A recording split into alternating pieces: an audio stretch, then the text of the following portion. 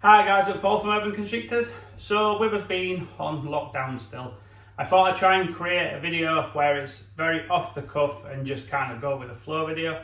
Now I did one of these a good few months back and quite a lot of people in the comment section said that the type of video made them feel like they was here with me. Sort of like your eyes just, well, you being here, your eyes being the camera, and me just going around showing you different types of snakes.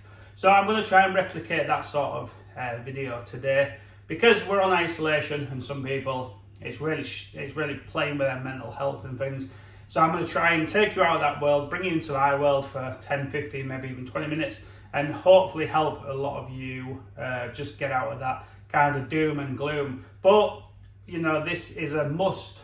This isolation thing is a must, and we must keep up with it to stop the spread of corona.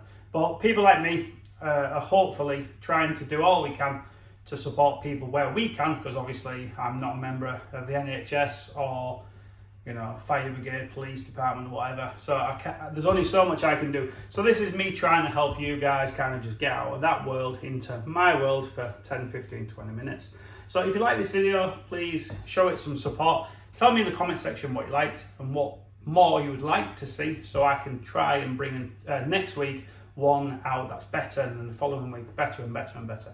So hopefully a lot of you will enjoy this. Now towards the end of the video, I'm going to show you a clutch that's just been laid, and I'm going to quickly set the eggs up, just quickly run through how I do that yet again, just to kind of stretch the video out and show you guys once again, because I know I've got quite a few brand new followers.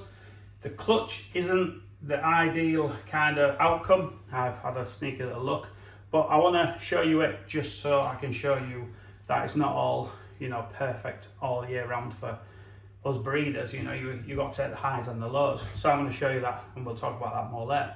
So I'm just going to do a completely off the cuff video, and I'm going to show you some beautiful females that are building, and I'm going to show you some younger snakes.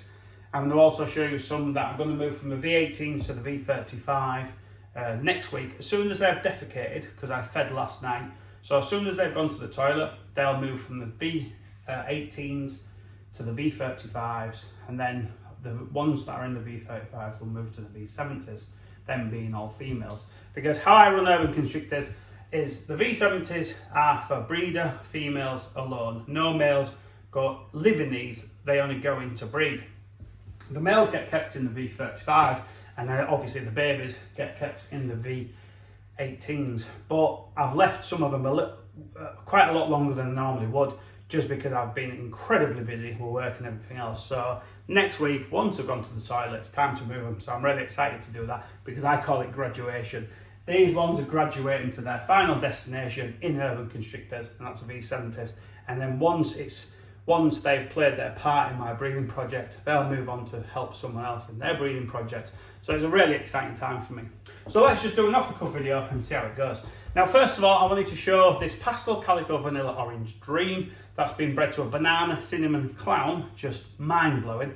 So if the odds went in my favour, I could potentially hatch a banana cinnamon pastel calico vanilla orange dream 100% het clown. Wow, I know I've hatched 6 gene and 5 gene clown combos already, but just think of the diversity in different babies that kind of killer male or female could create. Not forgetting, let's say, well, it doesn't matter if it's a male or female, not forgetting that if I hatched the banana cinnamon pastel calico vanilla orange dream het clown, I wouldn't put it to a clown, I would put it to a X, Y and Z clown. So it's just mind-blowing what it can create in the future moving forwards. But it's not about gene stacking, it's just that excitement of, Jesus, what could that make? It could be just absolutely mind-blowing. Could make a totally cream snake. But I know certain combinations to avoid when blended together, because just like baking a perfect cake, there's certain ingredients you don't want to chuck in there because they'll just ruin it. You know, you've got to stack the ingredients correctly to make it epic. So I want to show you her because she's stunning, she's building, and when people visit here, they are always quite impressed. Now, one thing you've got to remember is this is an adult female. She weighs around 3 kilos, and So obviously they dull out and blah blah blah. They don't stay that amazing colour they was when they was born and when they was young. But she's just an absolute stunningly beautiful female. So she's got that Y on the back of the neck, that sort of spear shaped head pattern. Not spear, I meant like arrow head, sorry, not, well, I suppose it doesn't really matter. But I'll just see if we can see her. So she's just a really vibrant, beautiful yellow colour. She's absolutely stunning. She's in fantastic condition. And when I purchased this female in 2016, she was fresh out of the egg. She'd never seen food in her life, which that's why I've never gone back to that breeder. And I won't name names, but I've never gone back to that breeder because that was not the way I would conduct business. But this is just a phenomenal, beautiful snake, and I can't wait for later in the season to see her wrapped around a clutch of beautiful pearly whites. So, because I recently did a video for another YouTube channel, I've forgotten its name because it's brand new, I do apologise. But the purpose of the video was talking about genes I'm excited about, and the high intensity orange dream is certainly one of them. And here's a outstanding orange dream yellow-bellied spider that I hatched here in 2017. So she is just absolutely stunning, and I do believe it's a high intensity line that I'm working with. So look how orange she is. She is just phenomenal. So quality breeds quality and all that. I'm just aiming to make the best quality orange dream combinations as I can. And I'll show you a super orange dream, an absolutely truly spectacular super orange dream combo, just because we're on the orange dream theme. Super. A little bit going into shed. Just get this bedding off it. So I'm sure you can't make it out, but if you can, if you're wondering why the hatchlings water bowls are empty, I know you can't actually make it out, but the water bowls are empty because I normally change them out the day I'm feeding. So when I'm going through and spot cleaning, I just remove all the water bowls, feed that night with frozen forward, and then the next day when I come to check who's actually gone on to eat and who's left their prey, then I normally fill them up. I just haven't got around to filling them up yet, but I've gone through them to check them. So a completely different tone of orange in this one. I'll bring it nice and close, but just spectacular. So I did hatch, I believe, the same combination last season. One of my pinnacles so far. So just a really, really beautiful super orange dream, yellow-bellied disco, possible calico. I think this one could have calico where the other one didn't, just because of them cool sidewalls. So I know because I'm switching from front to back of camera, the sound will be going all over the place, so I'll try and keep it all forward facing from now on. I forgot about that. But just, it's growing up nicely. You might think, wow, I remember when you hatched this and I hatched one at the same time, or I bought one at the same time, and my snake's considerably larger than yours. I slow grow them up to about 1,200 grams, and then I feed them a little bit more heavily on size of prey, not how often. It just works for me because not many of my snakes then go on to fast, because some of them hit the wall at about 900 to 1,000 grams and fast, and it can be a little bit of a stressful time. So that's just the way I do it. Works for me. Love these orange tones underneath here. Moving on to the white, I don't know if you can make that out. It's just a truly spectacular snake. Really bad camera angle, I don't know why I chose this, but people liked this this way of kind of just rolling with it. And while I'm over here, I'll show you a really beautiful snake I got from Ross McKee. This beautiful a possible super leopard orange dream fire. What is it? Is it yellow-bellied? What was it? Yeah, yellow-bellied. So is an orange dream fire yellow-bellied possible super leopard or just straight leopard? But I have the same 100% het clown, I have the same in double het clown pied, and this one's nicer. Yeah, het clown. I was secretly hoping it was double het clown pied, but it's not. I have a female from Justin Cabelka, and this one's nicer, so I am hoping this is the super leopard. So that'll be cool. So them beautiful stripes, that amazing head stamp.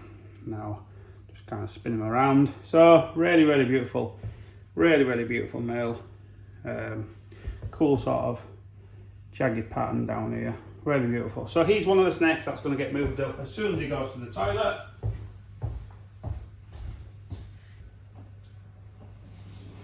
And what else shall we show you?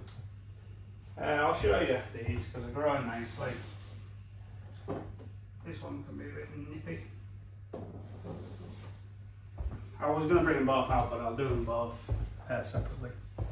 We're going to bring them out at the same time. But this beautiful leopard cinnamon blade clown that I hatched in very late 2019, almost 2020, I think it was.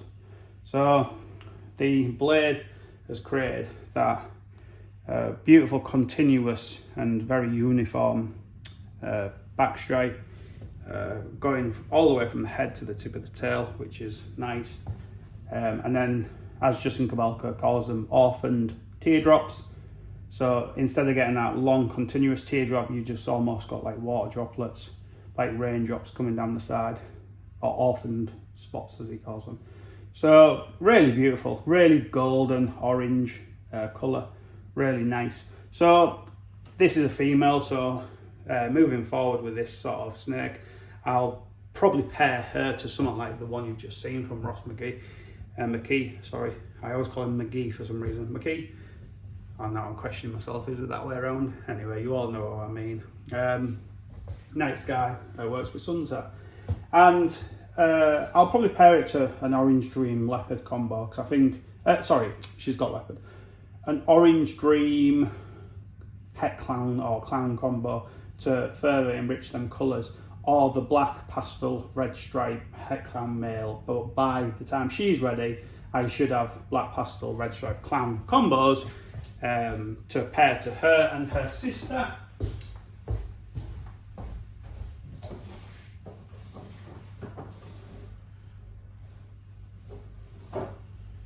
So, she's an in shed. That was just kind of a little bit in shed, but this one's a little bit further along. I think she's a bit larger. She feels a bit heavier in the hand. So, just this is the same snake, but blade taken away. So you're kind of getting a much busier pattern, but because of the cinnamon, that's created that amazing full dorsal stripe. And then you're getting them teardrops that I was kind of explaining earlier, the sort of like continuous teardrops, but then you still got the sort of wider open teardrops. So I'm really cautious about this camera angle. I don't have a clue, because I'm just using my phone. I don't have a clue if you can see half of this. But yeah, just an absolutely stunning female. Really love cinnamon in clown. I think it's going to be one of them genes that everybody has got to have. Now I'm going to show you this one. So this is one of the triple hets I made to make the Holy Grail. So the Holy Grail, if you don't know, is a lavender albino pied clown. So dreamsicle clown. And so I paired my dreamsicle to a straight clown and made a bunch of triple hets. I sold 2.1, and you're probably thinking, do you mean 1.2? No, because they bought a backup male. And I kept 2 males, 2 females. Unfortunately, I kind of hatched a few more, I hatched more males than females. So in an ideal world, when you're making double hets, triple hets, whatever, you hatch more females than males to hold back, but I hatched more males. So DNS Pythons bought 2 males and 1 female, and I kept 2 males and 2 females. So the reason I'm showing this guy, and the only person I told about this was Darren Hughes from Neighbours Constrictors, because it came up in conversation. Excuse me. And basically, I was feeding my snakes off tongs like I always do. I'll show you the tongs. So they're on magnets and they live up there, so I always know where they are. And then the hatchling ones are down there for the small hatchlings. So I was feeding rodents off these quite heavy duty tongs that I've used for about 5 years. And when this snake hit the rodent, it basically bit really hard into this metal. And I heard just the teeth snapping. I thought, oh my God, it sounded so bad. Panic just flooded my emotions instantly, and I was thinking, oh my gosh, I hope he's all right. So then I checked him the next day, seemed fine, but then I checked him the next day, and his mouth had all swollen up, and it didn't look good at all. And then Darren rang me later that day, and I was kind of a little bit scared to tell people, because I kind of thought I'd failed the snake. And because I run such a clean operation, I've genuinely never had a respiratory infection, never had no issues other than mites. But if you haven't had mites, you haven't kept snakes for very long. That's how, as the saying goes. But I kind of felt like I'd failed my snake, and that it kind of dented my opinion of my husbandry and all sorts of things. I was overthinking it basically. And I said to Darren Hughes, I said, I can't believe this has happened. And I think he said, it's happened to him before, it should be fine, kind of stop panicking. Darren works wonders for me. He always, if I'm a bit panicked, I'll open up to him and he just kind of simmers me back down, so I do appreciate Darren. Darren will watch this video because he's a fantastic supporter of me and my channel. So I was kind of, his face is swollen up, and I moved him from over there into here, and then I thought if it gets a millimetre bigger, we're going to the vets. But I've had such bad experience with vets, not with snakes, apart from with one, because only one of my snakes has ever been to the vet, and that's because she was egg bound. And to cut long story short, I've talked about it before, but basically he didn't operate on her. I took her in on Tuesday, he didn't operate till Saturday, and Sunday morning she passed away. And that was because her insides, her ovary ducts came out with the 10th egg, but she had 11 and 12, so 2 more eggs inside her. And when she laid the 10th, a large amount of her insides became her outsides. I saw it on the morning when I woke up. I scrapped work, I got her to the vets instantly. I rang them up at 9 AM and I said, I'm just checking, you can get this snake in, because they're the only exotic animal vets in York. And they said, yeah, just get her here as fast as you can. 9 minutes past 9, and it's about a 20-minute drive. I was walking in and said, how did you get here so fast? And it's because I was panic stricken and I just chucked her in a pillowcase and bombed there. And then basically the vet rang me every single day and saying, I didn't get a chance today, And what came of it is the snake passed away the day after he did operate. And I think he was putting the snake to the back of the queue behind the dogs and the cats and everything else, because he, in my opinion, deemed this animal to be less valuable or less important, however you want to kind of say it. But so I didn't. So the moral of that story is I didn't rush this snake to that vet because it's the only exotics vet in York. I couldn't tell you where the next one is. But because my snakes are typically perfect, I don't have a vet kind of on standby, so I very rarely have to obviously visit them. So I said to Darren, what do you think? He said, just watch it for the next day or so, just chill out. And 2 days later, it gone back to normal. So I decided to get him out. He's looking absolutely perfect, tongue flicking, mouth perfect. He just had some large swelling, and you could see his kind of gum line a little bit. And I thought he was going to get stressed and have a respiratory infection and things like that. So I moved him, and I kept him on ReptiChip, but I moved him to a brand new tub, what was literally sterile, like I keep them sterile. Brand new ReptiChip, new water ball, etc. And he bounced back. So I'm not trying to talk people out of going to vets, but what I'm saying is, if that happens to you, and your snake nails the tongs, just obviously keep a very close eye on it, and hopefully within a couple of days it'll clear up just like it did with this snake. So I'm just really happy to show him off and his amazing paradox, show him off in perfect health once again. So what else shall I show you? I'll show you so this is a pastel lesser GHI Yellow-Bellied Clown, and it just gets brighter and brighter. So Ross McGee traded the snake that's same as this but with one more gene. This one is Pastel Lesser GHI Yellow-Bellied Clown, and his also had fire, which gave it a lighter, more canary yellow appearance. But this one's got these sort of crazy whites. This one's for sale, but if it doesn't, it's one of them that if it doesn't sell, great, because I've got so many clown combos this male can go to. But if it does sell, then obviously it's kind of good money to further my collection, or just keep up with the cost of maintenance, etc. But yeah, so cool. Pastel Lesser GHI Yellow-Bellied Clown. Or Pastel Lesser GHI Yellow-Bellied Clown. So 5 gene clown. Ross took the 6 gene clown. So really beautiful colour. And then their other brother, who was the Pastel Fire Yellow-Bellied GHI Clown, went to New York. I think the lad was called Matt. I do apologise if you're watching this and I've got your name wrong, but I think it was Matt Foles or something. And he took that. So my first snake going to my friends over the pond in the US. So he lives in the Big Apple now, so I bet that's pretty cool. Not that it'll get out much. So what else? That's the GHI Clown. Het Clown, sorry. So this snake is the same as what you've just seen, but het instead of visual. So you can see the difference. I love the buttery colour of this one. The yellow belly hasn't created them white sides like it has with the other. I do think this is yellow belly, but this is a keeper. So with this being a female, so this one will stay. And then another cool one.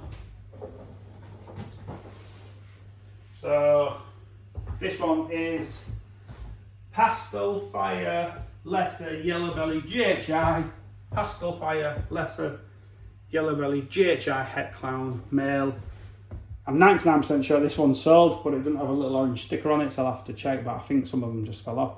So 100% het for clown, I don't know if I said that. So really cool. So when this snake hatched, it was kind of silver and black, and now it's getting them beautiful yellowy colours and tones, but crazy blown out pattern. So this is the visual, this is the het of the visual Ross took. So Ross's is just mind-blowingly nice. And just so incredibly powerful. So, what else? Nothing there. Hurricanes, that's cool.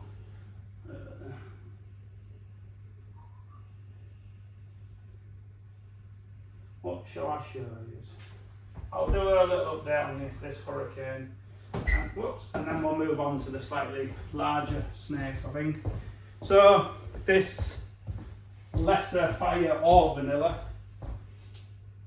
Yeah. So this is a Hurricane Lesser, and it's Fire or Vanilla by Rolf Ross. Beautiful snake. Love what Hurricane does. Crazy busy patterns.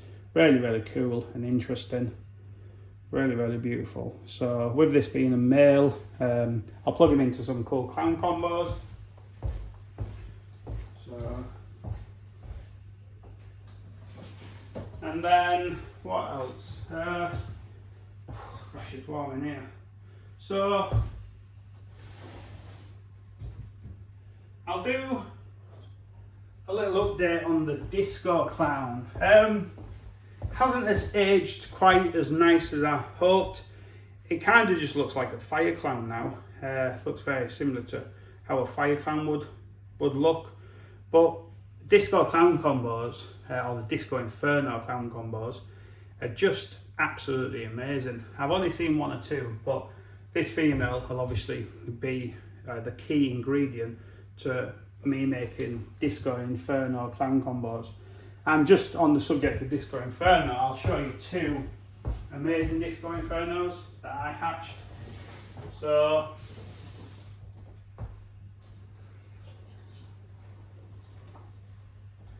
this is an orange ring Disco Inferno yellow belly. This is a female that is a little bit of a finicky eater. She's started to pile on the weight now. So she's almost ready to go into the V, well, she will be going into the V70 as soon as she defecates and makes a mess of her tub. But she can be a little bit arsey, this one, but just, I can turn her around. Just, I don't want to block out the light. So just a really awesome, beautiful head stamp, and that's not a mite. If you can see it, it's a bit of ReptiChip dust. As you can see, my snakes don't have mites. But just a really, really stunning, beautiful colour. I'll show you her big sister, who's better feeder. So she lives here. She's hugging the water bowl, and she's got her head in the water bowl because she's thermoregulating, so she's trying to cool herself down. So you can see, as they get a bit older, they lose a bit of their colour, but this female was always a bit lighter. White on the underneath, and that's not a mite. Do you know, because I've said it now, I'm being overly cautious. If you look, it's just a tiny speck of ReptiChip dust. You see it's not moving. I'm just going to leave it so you can see it's not moving. Obviously if I had mites, they'd be crawling all over the snake.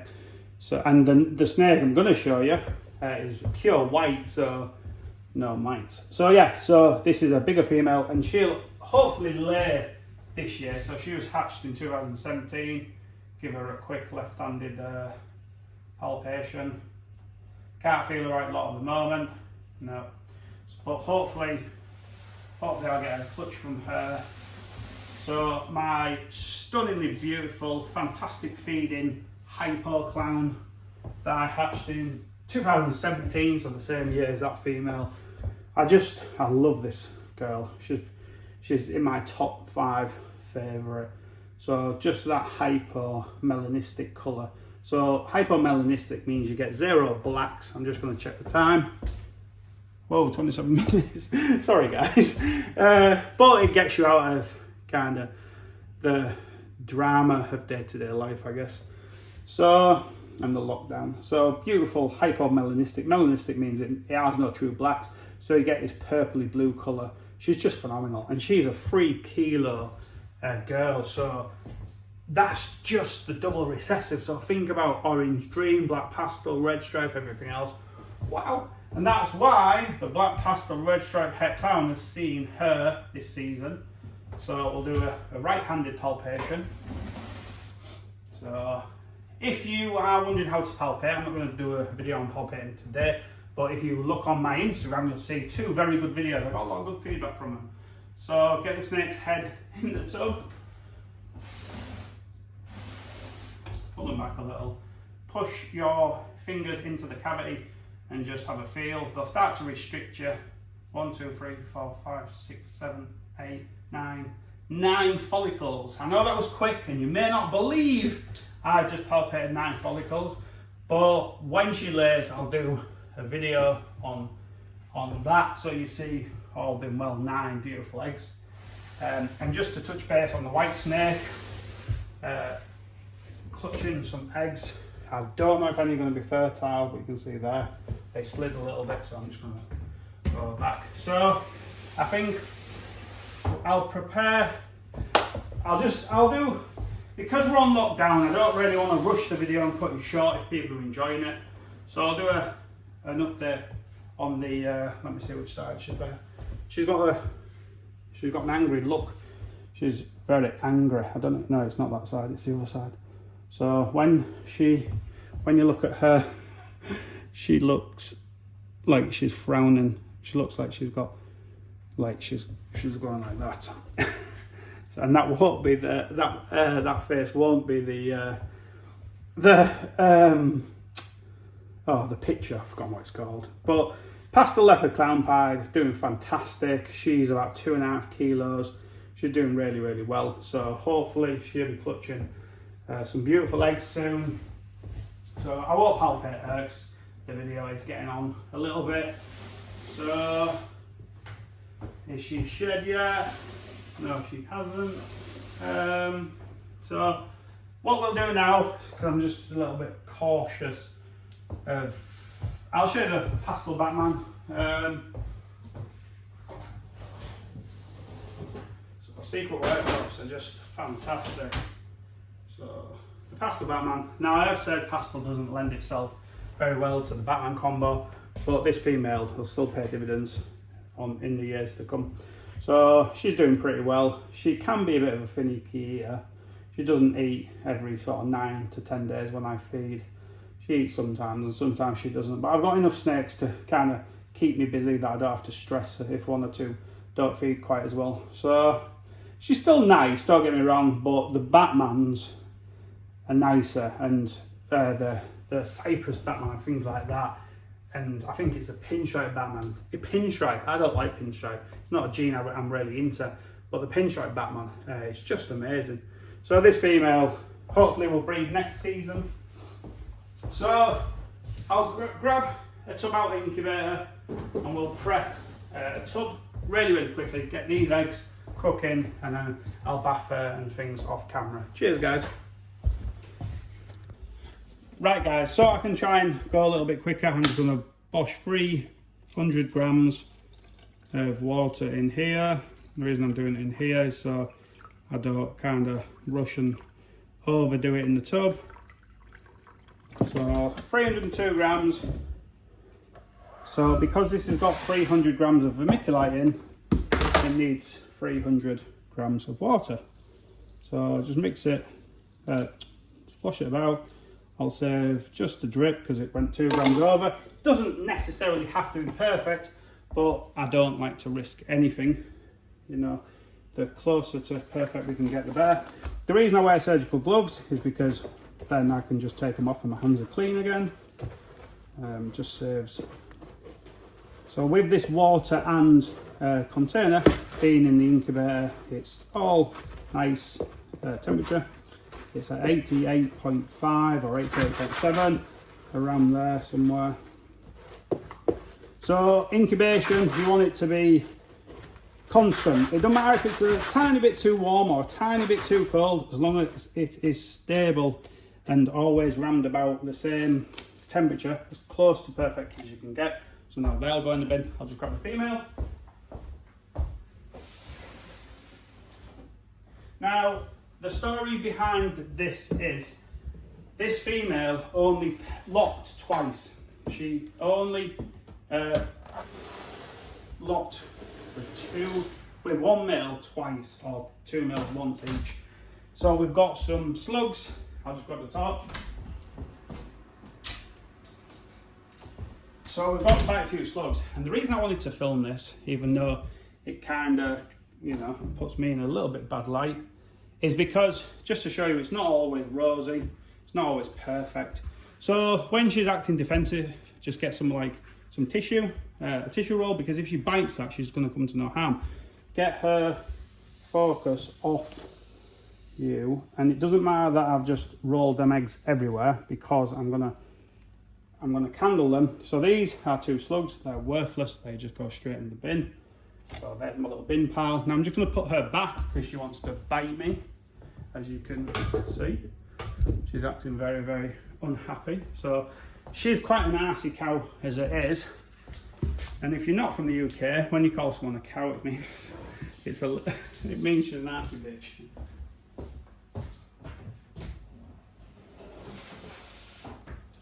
So we're going to candle these, get them sunny side up. Sorry about the smashing the camera angle around. I'm going to find my torch before we go into pitch black. Well, it's not pitch black. Oh, where did I put my torch? Did I put it in my pocket? Yeah, I put it in my pocket. So it's not very dark. We do have veins. Sorry. Bit of a rubbish camera angle. So we do have veins, which I'm surprised. I thought we was going to get a dud clutch. There's the embryo. That's quite a loose egg, this is a bit. And another one. So, because she's a visual ivory,